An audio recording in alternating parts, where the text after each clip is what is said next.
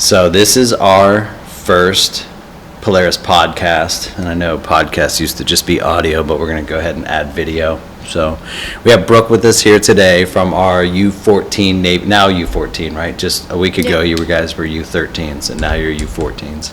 So welcome, Brooke. Thank you for having me. Thank you for joining us. So I'm going to ask you a bunch of questions. I've got Kenzie over there taking care of the cameras, making sure the sound is right, and I'll just be adding sound effects if needed. Bruh. Right. So Kenzie's taking care of the cameras. So, well, Brooke, I want to ask you a few questions about your soccer background and all that. Why did you start playing soccer? Well, my family, my mom and dad introduced it to me when I was about 5.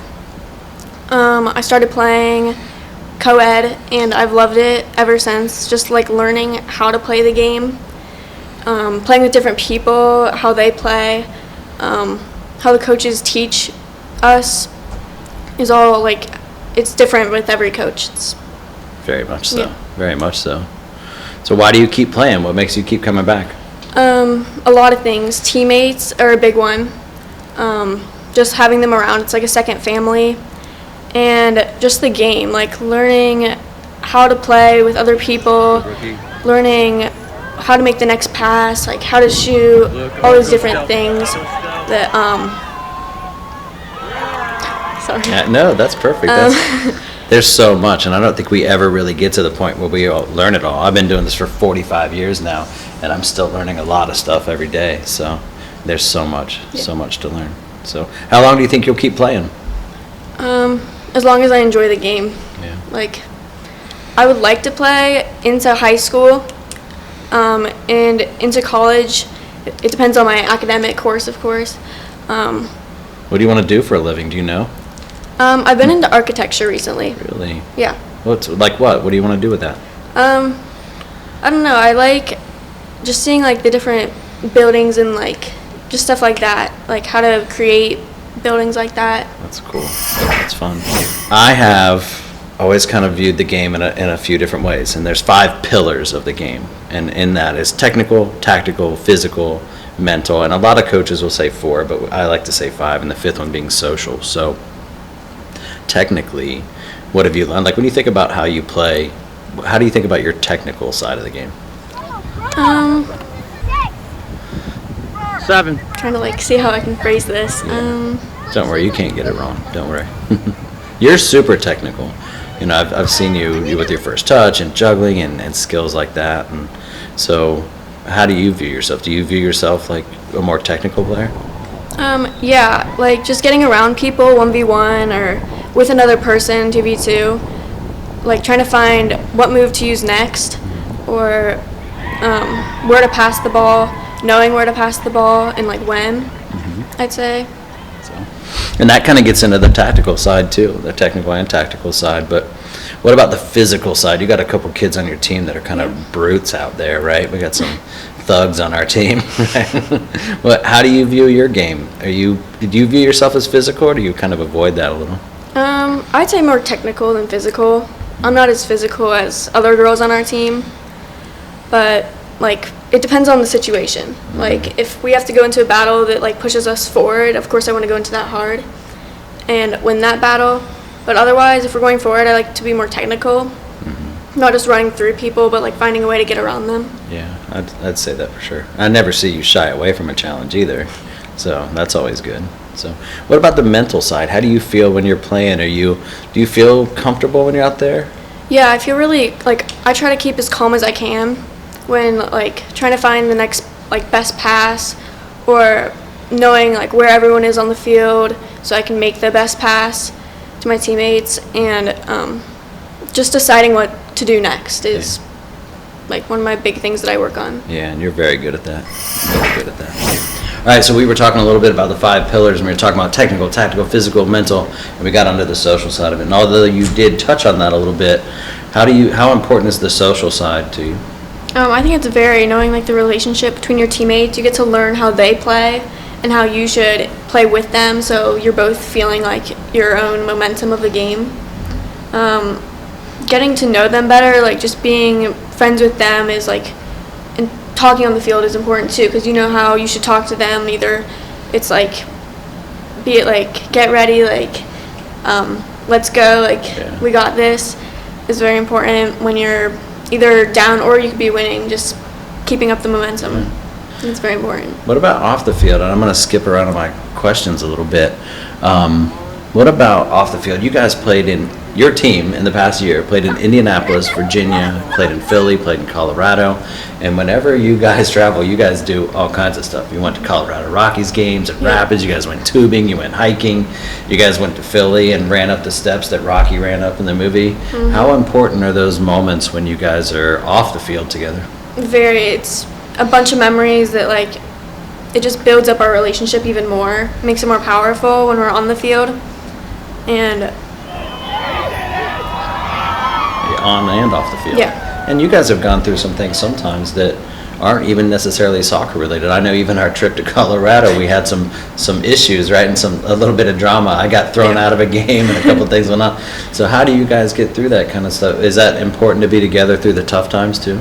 Yeah, we rely on each other. Like, one person's having a tough game, like I know one of our players did. We just bring her back up. Like, like in that moment it matters, but after that it's gone. Like, it doesn't matter after that, and we'll just help each other through that. I've seen some cool photos of you guys on the field celebrating, and I've seen photos of you guys off the field taking care of each other too as well. And that's so important.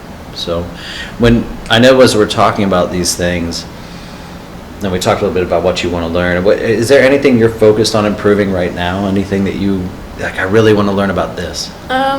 Mostly my technique, putting like bend, curve on the ball, just making it easier for my teammates to get the ball. Like, if I'm running down the sideline and they're in the middle, I need to get that ball, but I can't get it without a curve on the ball, then I just like to learn that. So I can make it easier for them. And just same with corners, 'cause I know we do a lot of set pieces on the corners. Gotta learn how to curve the ball into the goal. That would be really helpful. Yeah. And I think you'll pick that stuff up really quickly. Again, that technical side of yours is so good. So, Kenzie, do you have a question? So when you imagine playing, if you think about like yourself playing soccer, like what does that look like? Like, what are you doing? Trying new things, and I think myself as succeeding in all of them, and then trying to match that on the field, like trying as best as I can to replicate that. And if it doesn't work the next time, I just try it again. I love all that. You just said everything I needed you to say. So, do you do that a lot? Do you picture yourself playing? Yeah, usually before games. I do that a lot just to like give myself like something to work on during the game, or It's really important when you can picture yourself doing something. That stuff's really, really important. As we talk about those, and you were talking a little bit about your skill and that kind of stuff and the technical side, I always liked watching you juggle. You're so good. What made you so good at that? Is that something that just came easy to you, or do you work on it? I did a box training with another coach, and we started off, like, I was not very good at juggling then. This is back when I was the youngest person there. I was like maybe 8 years old. Yeah. And we would do different variations of juggling, like either right, or left, or alternating, or high juggles, low juggles. And after that, I just started building on touches, and the control of the ball was a lot easier. Very much so. Yeah, that's fun to watch you do that. And we try to have contests in our team, and you win all the time, and nobody else is halfway. We're like, first one to 25, and you're like, I'm done. I'm already done. So, do you there's this idea that you have to have 10,000 hours of practice to master something, and I've thought it changed the way I think about that. Changed the way I think about that stuff quite a bit. But do you practice a lot on your own? When I'll try to get in extra, like with other coaches, I'll try to do extra stuff during the time that I can when I'm not doing another sport, because I started up tennis again. Wow. So I try to find time to do that, either if it's just juggling like whenever.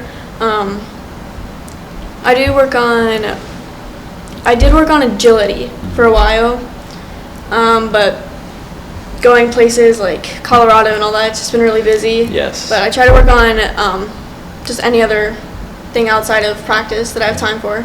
You have a team filled of multi-sport athletes. You have tennis and soccer. We have volleyball and soccer. We have lacrosse and soccer. Basketball and soccer. We got to have kids that are going to run track, I would imagine, at some point as well. So How do you feel about that? Do you think that's important?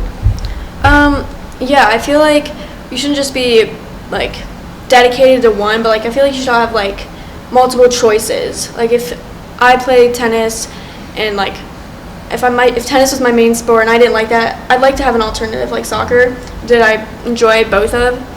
And I think it's important to work different muscles when you're playing different sports, because in tennis I'm working my arms mostly while also moving around. But in soccer it mostly works my legs and running and all that. So I think it's good to like even out where you're exercising. Yes. Using a whole different muscle set too. Yeah. When you're playing tennis, you're doing a little bit slightly different movement from soccer. But sometimes tennis needs a little of that soccer movement. Sometimes soccer needs a little bit of that tennis movement. So learning those movements are really, really important. Yeah. So how do you feel, and I had another question that was on here that I wanted to ask you about. I sometimes describe players as players who are wired individually to kind of acquire gains, where they're like willing to take some risks and take some chances. And as a coach, I can kind of get on your case a little bit, and some opponent can be talking in your ear, and the referee might have a rough day, and none of that stuff bothers you because you're just trying to win. Or sometimes I view players as players that are trying to avoid losses and they don't want to make a mistake. And I know a lot of players that go on the field and they're very cautious. Like, my biggest thing is I don't want to mess up. I don't want to make a mistake.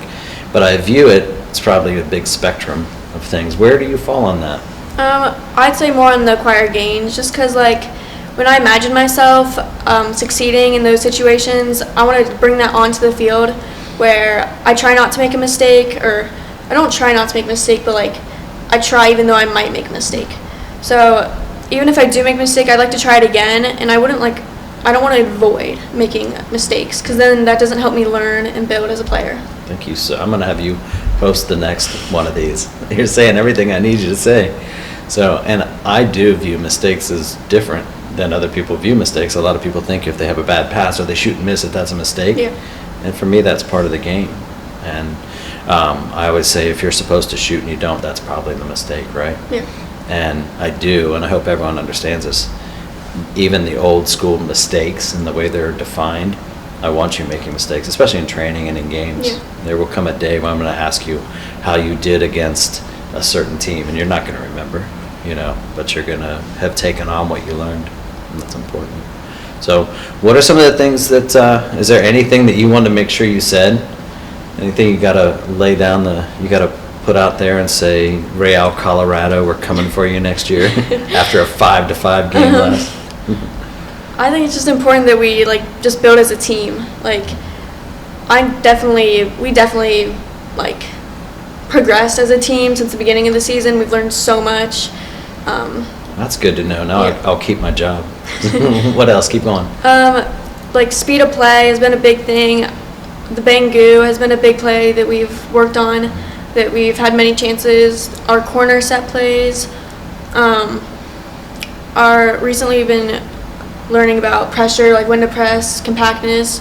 I feel like definitely in Colorado we definitely confused one team doing that. I think it was our first game that we won 5-1, where we let them come out, so we stayed out of the zones, I think 13, 14, 15, Yeah.